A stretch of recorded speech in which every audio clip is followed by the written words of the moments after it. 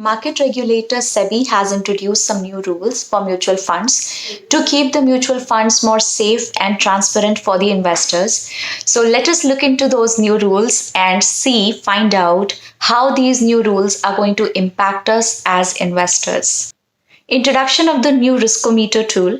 There used to be a riskometer tool earlier also, but that used to only specify the category level risk, such that the debt securities would always rank safer than the equity securities. But now the risk rating is going to be dependent on the individual portfolios of different schemes, and they are going to be updated every month.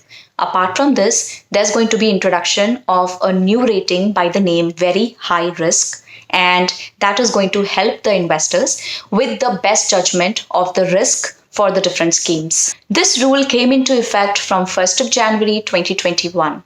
Portfolio allocation rules for multi-cap equity mutual funds. According to the new rules laid down by SEBI, multi-cap equity mutual fund will always have to invest at least 75% in equities as against 65% of earlier. Also, these schemes will have to invest at least 25% each in large, small, and mid-cap stocks. Earlier, there were no allocation restrictions, and fund managers could invest across the stocks as per their own choices. SEBI has allowed time till 31st of January 2021 to all these mutual fund houses to comply with the latest rules. Following some concerns in the industry, SEBI had to introduce a new category by the name Flexi Cap Fund, in which the mutual funds are required to invest at least 65% in the equity. And apart from that, there is no restriction on investing in large, mid, or small company stocks. Hence, many schemes have reclassified their multi-cap schemes to Flexi Cap Fund in order to avoid the change in investment management of the fund. Change in NAV calculation. Generally, when we invest in mutual funds, it takes some time, roughly 1 or 2 days, for the money to reach the asset management company. Till January 1st, 2021, for the investments below 2 lakh of amount, the NAV of the purchase used to be the NAV of the date of investment. From January 1st of 2021, the purchase NAV will be considered of the date when the funds reach the asset management company and not when the investment was made, irrespective of the size of the investment. The new NAV rules will not be applicable to liquid and overnight funds.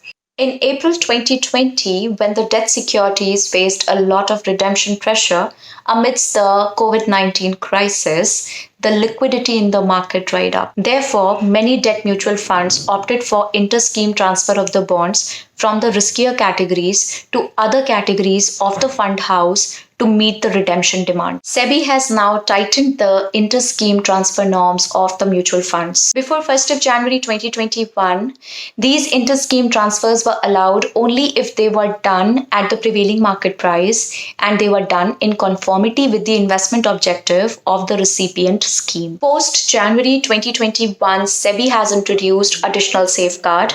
From 1st of January 2021, close-ended schemes will be able to make inter-scheme transfers only within 3 business days of the allotment of the scheme's units to the investors. No inter-scheme transfers will be allowed to and from the close-ended schemes thereafter, even if there is any negative news or rumor in the market.